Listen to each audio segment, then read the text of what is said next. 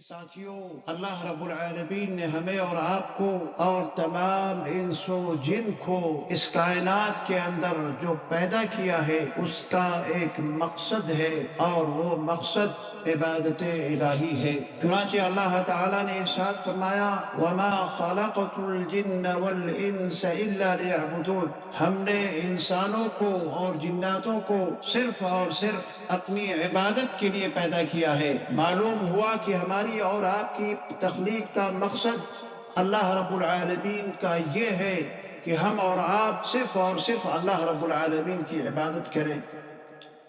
اللہ کی عبادت کرنا یہی توحید الوہیت ہے اور توحید ہی ہماری زندگی کا مقصد ہے۔ توحید دین اسلام کی اساس اور بنیاد ہے۔ توحید والا ہی جنت کے اندر داخل ہوگا۔ توحید ہی اسلام اور کفر کے درمیان فرق کرنے والا ہے اور توحید ہی کو عام کرنے کے لیے، توحید ہی کا پیغام دینے کے لیے اللہ تعالیٰ نے 1,24,000 سے زائد انبیاء کرام کو اس کائنات کے اندر بھیجا ہے، اور توحید کے بغیر کوئی بھی عمل، کوئی بھی کام، کوئی بھی عبادت اللہ کے ہاں آپ کی قبول نہیں ہونے والی ہے۔ اور توحید یہ اللہ رب العالمین سے اور پیارے حبیب جناب محمد رسول اللہ صلی اللہ علیہ وسلم کی ذات گرامی سے محبت کرنے کی ایک علامت اور نشانی ہے، اور توحید ہی کے ذریعے سے ایک انسان جنت کے اندر داخلہ پا سکتا ہے اور جہنم سے بچ سکتا ہے۔ ایسے ہی توحید، یہ توحید، اہل توحید کو بدعتیوں سے کافی الفت نہیں ہوتی۔ اہل توحید بدعتیوں کو پسند نہیں کرتے، اور اسی کا الٹا بھی ہے کہ کسی بھی توحید والے کو بدعتی محبت نہیں کرتے، ان سے تعلقات نہیں بناتے۔ معلوم یہ ہوا عزیز ساتھیوں کہ توحید ہے کیا؟ توحید کو ہمیں جاننا چاہیے۔ توحید یہ وحدت سے بنا ہے، جس کا معنی ہے اللہ کو ایک تسلیم کرنا، ایک ماننا، اللہ کو اکیلا سمجھنا، اور اس کی تعریف مختلف علماء کرام نے الگ الگ انداز سے کی ہے، لیکن تمام تعریفوں کا جو مقصد ہے، جو ہدف ہے، وہ یہ ہے کہ صرف اور صرف اللہ رب العالمین کے اوپر ایمان لایا جائے، اللہ کو اکیلا تسلیم کیا جائے، اللہ کی خالص عبادت کی جائے، اور اللہ تعالیٰ کے جو اسماء اور صفات ہیں ان تمام چیزوں کو جو اللہ رب العالمین نے قرآن مجید کے اندر بیان کیا ہے، اور جو پیارے حبیب جناب محمد رسول اللہ صلی اللہ علیہ وسلم کی زبان مبارک سے نکلے ہوئے نام اور اسماء و صفات ہیں، ان تمام چیزوں کے اوپر عمل کیا جائے، اسی کو توحید کہا جاتا ہے۔ علامہ جرجانی رحمہ اللہ نے توحید کی تعریف کرتے ہوئے بیان کیا ہے کہ التوحید ثلاثۃ اشیاء: معرفۃ اللہ بالربوبیہ والاقرار بالوحدانیہ ونفی الانداد منہ جملہ۔ علامہ جرجانی رحمہ اللہ نے اپنی کتاب التعریفات کے اندر تعریف توحید کی اس طرح سے کرتے ہیں: توحید 3 طرح کی ہوتی ہے، اللہ رب العالمین کی ربوبیت کی معرفت اور اس کی وحدانیت کا اقرار کرنا، اور اللہ تعالیٰ کو ہر طرح کے تمام جتنے بھی شرکا ہو سکتے ہیں ان تمام سے اللہ رب العالمین کو پاک کرنا، یہی توحید۔ جبکہ محمد بن عبد الوہاب رحمہ اللہ نے توحید کی تعریف کی ہے کہ توحید و افراد اللہ بالعبادہ، یعنی توحید اکیلے اللہ رب العالمین کی عبادت کرنے کا نام ہے، یعنی اللہ رب العالمین کی عبادت کے اندر کسی اور کو شریک نہ ٹھہرایا جائے، کسی اور کو شامل نہ کیا جائے۔ اور علامہ ناصر العمر نے توحید کی تعریف کچھ اس طریقے سے فرمایا ہے کہ التوحید شرعا افراد اللہ بحقوقہ وهو للہ ثلاثۃ حقوق: حقوق ملک وحقوق عبادت وحقوق اسماء وصفات، یعنی توحید کا شرعی نام 3 طرح کے ہیں۔ کیا ہے کہ اللہ رب العالمین کی حقوق، جو ملکیت ہے اللہ تعالیٰ کی، اس چیز کے اوپر ایمان لایا جائے، اور دوسری کیا ہے، عبادت کے حقوق جو اللہ تعالیٰ کے ہیں اس کو تسلیم کیا جائے، اور تیسرا حق اللہ تعالیٰ کے اسماء اور صفات کا ہے۔ علامہ سعدی ابن سعدی رحمہ اللہ نے توحید کی تعریف کرتے ہوئے یہ بیان فرمایا: اللہ تعالیٰ اپنی ذات، اپنے اسماء، اپنی صفات اور افعال میں اکیلا اور تنہا ہے۔ یہ اللہ رب العالمین کی صفت بیان کی جا رہی ہے۔ چنانچہ نہ تو اس کی ذات میں کوئی اس کا ہمسر ہے، نہ اس کا کوئی ساتھی ہے، نہ اس کا کوئی ساجی ہے، نہ اس کا شراکت دار ہے، اور نہ اس کا کوئی ہم نام ہے، اور نہ ہی اس کا کوئی مشابہ ہے۔ جب اللہ رب العالمین کی صفت ایسی ہے، وہی عبادت کا مستحق ہے، اس کے علاوہ کسی اور کی عبادت ہم انسانوں کے لیے، جناتوں کے لیے جائز اور درست نہیں ہے۔ تو عبادت کا مستحق کون ہوا؟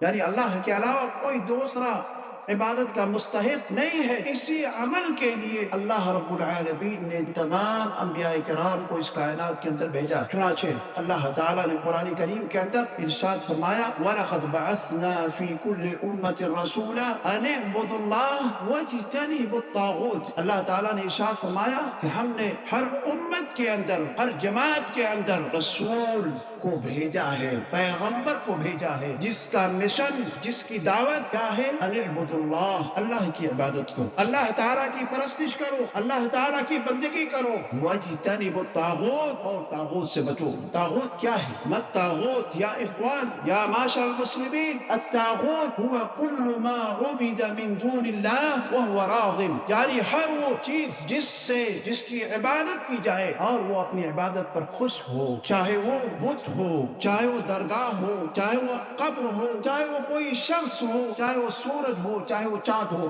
کوئی بھی چیز ہو، اگر وہ اپنی عبادت پر خوش ہے، اپنی عبادت کرنے پر منع نہیں کر رہا ہے لوگوں کو، تو ایسی صورت میں وہ طاغوت کے اندر آ جاتا ہے۔ آج ہمارے معاشرے کے اندر کچھ ایسے افراد پائے جاتے ہیں جو زندہ ہیں، آپ دیکھتے ہوں گے جو زندہ ہیں، لوگ ان کی قبروں پہ جا کر کے گر جاتے ہیں، ان کے قبروں پہ جا کر کے گر جاتے ہیں اور ان کو سجدہ کرتے ہیں۔ یہ سراسر غلط اور سراسر ناجائز اور حرام ہے۔ یہ اللہ رب العالمین کی شان میں گستاخی ہے، یا اللہ تعالیٰ کے ساتھ شرک کرنے کا ایک ذریعہ ہے، اور ایسے شخص کو کبھی بھی بخشا نہیں جائے گا، چاہے وہ کسی زندے کے پاس اس طرح کی حرکت کر رہا ہو، چاہے وہ کسی مردے کے پاس، اس کے قبر کے پاس جا کر کے اس طرح کا عمل کر رہا ہو۔ یہ ساری کی ساری چیزیں کیا ہیں؟ طاغوت کے اندر آ جاتی ہیں۔ اس کے علاوہ دوسری اور آیت کے اندر اللہ رب العالمین نے ارشاد فرمایا وَمَا أَرْسَلْنَا مِن قَبْلِكَ مِن رَّسُولٍ إِلَّا نُوحِي إِلَيْهِ أَنَّهُ لَا إِلَٰهَ إِلَّا أَنَا فَاعْبُدُونِ، کہ ہم نے آپ سے پہلے بہت سارے رسول کو بھیجا، جتنے بھی رسولوں کو بھیجا تمام لوگوں کو یہ ہدایت کی، تمام لوگوں کو یہ پیغام دیا، لوگ کیا کرو؟ میری عبادت کرو۔ یہ کون کہہ رہا ہے؟ اللہ رب العالمین کہہ رہا ہے۔ اسی لیے آپ دیکھیں گے سورہ اعراف کے اندر اللہ تعالیٰ نے نوح علیہ السلام کو مخاطب فرمایا، اور پھر نوح علیہ السلام نے اپنی قوم کو مخاطب کیا، یا قوم اعبدوا اللہ ما لکم من الہ غیرہ، یا قوم اعبدوا اللہ، اے میری قوم کے لوگوں، اے میری جماعت والوں، اللہ کی عبادت کرو، اللہ کے علاوہ کوئی معبود نہیں، کوئی الہ نہیں۔ ایسے ہی ہود علیہ السلام نے اسی پیغام کو اپنی قوم کے سامنے پیش کیا، یا قوم اعبدوا اللہ ما لکم من الہ غیرہ، میری قوم کے لوگوں اللہ کی پرستش کرو، اللہ کی بندگی کرو، اللہ کے علاوہ کوئی دوسرا الہ اور معبود نہیں۔ ایسے ہی حضرت صالح علیہ السلام نے یہی پیغام اپنے قوم کے سامنے پیش کیا، حضرت شعیب نے بھی یہی پیغام اپنے قوم کے سامنے پیش کیا کہ اے میری قوم کے لوگوں اللہ کی عبادت کرو، اللہ کے علاوہ کوئی دوسرا معبود نہیں، کوئی دوسرا الہ نہیں، کوئی دوسرا معبود نہیں جس کی تم لوگ پرستش کر سکتے ہو یا کرو، کوئی دوسرا نہیں ہے۔ حضرت یوسف علیہ السلام کے پاس جب آپ جیل خانے کے اندر ہوتے ہیں تو جیلیوں کو، جیل خانے کے اندر بند قیدیوں کو آپ ان کے سامنے تقریر کرتے ہیں، انہیں بھی توحید کی دعوت دیتے ہیں۔ آپ کیا فرماتے ہیں؟ یا صاحب السجن ارباب خیر ام اللہ الواحد القہار، اے جیل کے ساتھیوں، جیل میں رہنے والے ساتھیوں، غور کرو، بتاؤ مجھے خبر دو، کیا بہت سارے معبود، ایک دو تین چار، یہ بہتر ہے، خیر یہ بہتر ہے، ام اللہ الواحد القہار، یا ایک غالب اللہ وہ بہتر ہے؟ تم تمام لوگوں کی عبادت مت کرنا، جس کو تم لوگوں نے اپنے طور پر نام رکھ لیا ہے، تم صرف اور صرف ایک اللہ کی عبادت کرنا، ایک الہ کی بندگی کرنا، اس کے اوپر عمل کرنا، اسی کی پرستش کرنا، اسی میں تمہارے لیے کامیابی ہے۔ دوستو اسی پیغام کو لے کر کے، ابتدا سے لے کر کے آخری پیغمبر جناب محمد رسول اللہ صلی اللہ علیہ وسلم، تمام لوگ اسی پیغام کو لے کر کے اس کائنات کے اندر آئے، اور تمام لوگوں نے یہی پیغام دیا۔ ہمارا بھی کام ہے، ہمارا بھی عمل ہے کہ ہم بھی اسی پیغام کو لے کر کے دوسروں تک پہنچانے کی کوشش کریں. کیونکہ ہم ہی انبیاء کے وارثین ہیں. العلماء ورثۃ الانبیاء، علماء ہی انبیاء کے مشن کو آگے بڑھانے والے ہیں، اسی کے وارث ہیں. تو آپ کو جو چیز معلوم ہو جائے آپ بھی اس کے حقدار ہیں، ذمہ دار ہیں، مسئول ہیں کہ آپ اس چیز کو دوسروں تک، حق بات دوسروں تک پہنچانے کی کوشش کریں. اور یہ توحید کی اہمیت یہ بھی ہے کہ توحید دین اسلام کا پہلا رکن ہے. حدیث شریف کے اندر آتا ہے کہ اللہ کے نبی جناب محمد رسول اللہ صلی اللہ علیہ وسلم نے ارشاد فرمایا بنی الاسلام علی خمس شہادت ان لا الہ الا اللہ وان محمد رسول اللہ. غور کیجیے، سب سے پہلی چیز جو اس حدیث مبارکہ کے اندر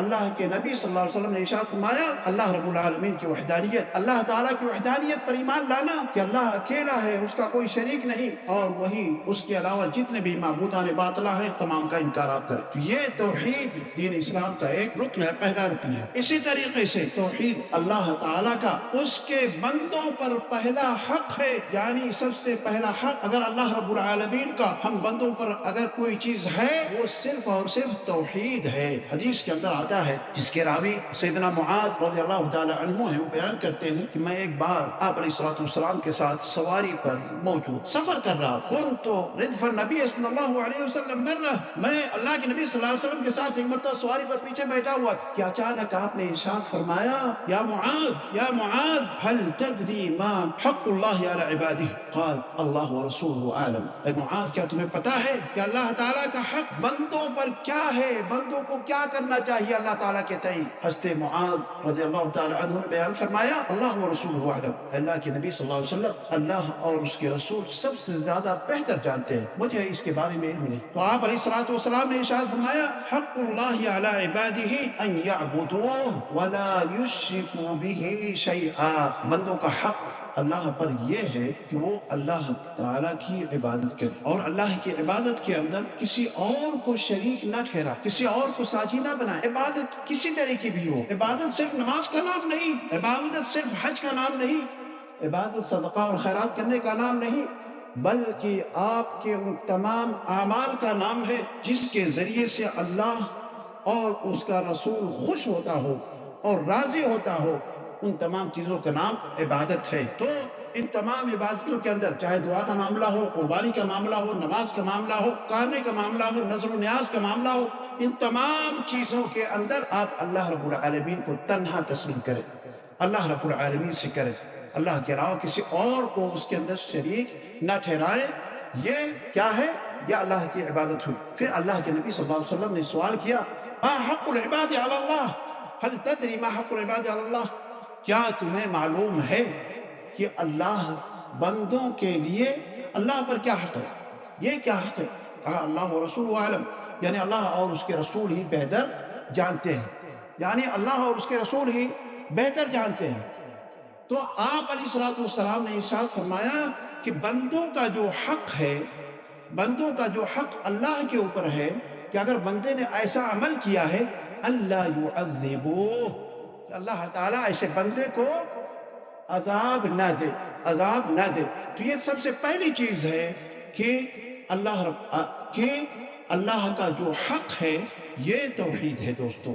اور تیسری چیز یہ ہے کہ توحید اعمال کی قبولیت کا سبب ہے.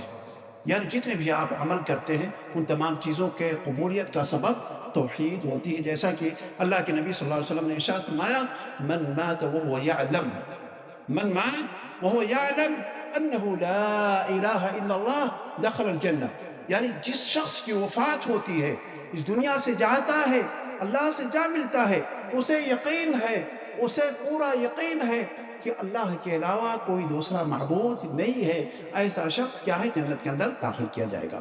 تو یہ بھی تمام اعمال کی قبولیت کا جو ماحصل ہے وہ توحید ہے. عزیز ساتھیوں، ایسے ہی ایمان کا آغاز توحید الہی سے ہوتا ہے. ایمان کا آغاز توحید الہی سے ہوتا ہے. کیسے معلوم ہے؟ اللہ کے نبی صلی اللہ علیہ وسلم جب بھی کسی انسان کے پاس جاتے، کہیں کسی قوم کو دعوت دیتے تو سب سے پہلے آپ کہتے قولوا لا الہ الا اللہ، قولوا لا الہ الا اللہ تفلحوا، یعنی کہو لا الہ الا اللہ تاکہ کامیاب ہو جاؤ. تو اگر کوئی شخص اسلام میں داخل ہوتا ہے تو اسلام میں داخل ہونے کے لیے سب سے پہلے سامنے والے کو لا الہ الا اللہ پڑھنا پڑتا ہے، لا الہ الا اللہ کا اقرار کرنا پڑتا ہے۔ لا الہ الا اللہ کیا ہے؟ یہی توحید ہے۔ اور آخری چیز یہ ہے دوستو کہ ایک داعی، ایک دعوت دینے والے کا جو نقطۂ نظر ہونا چاہیے وہ یہی ہونا چاہیے کہ کلمہ توحید کی سب سے پہلے دعوت دے، کلمہ توحید کی دعوت دے۔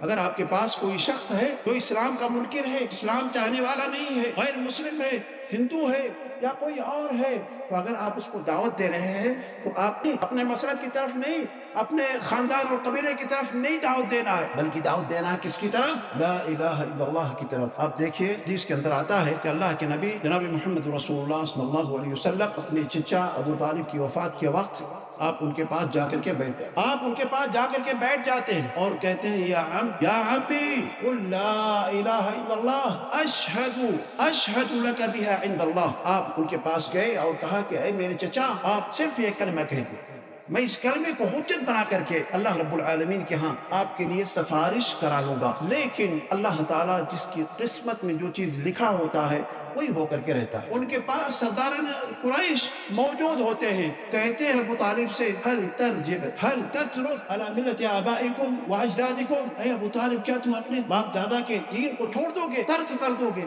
ایسا تم کر سکتے ہو؟ بات لمبی ہوتی رہی ولیکن قال فی الاخیر انا علی ملت آبائنا، یعنی میں اپنے آبا و اجداد کے دین پر ہی ہوں، اور اسی پر ان کی وفات ہو جاتی ہے۔ معلوم یہ ہوا کہ ہمیں چاہیے کہ اگر ہم کسی شخص کو دعوت دے رہے ہیں تو اپنے قبیلے کی طرف نہیں، اپنے خاندان کی طرف نہیں، اپنے حسب و نسب کی طرف نہیں، بلکہ کلمہ توحید لا الہ الا اللہ کی طرف ہم دعوت دیں۔ اللہ رب العالمین سے دعا ہے کہ اللہ العالمین ہمیں اور آپ کو موحد بنائے، ہم تمام لوگوں کو توحید والا بنائے۔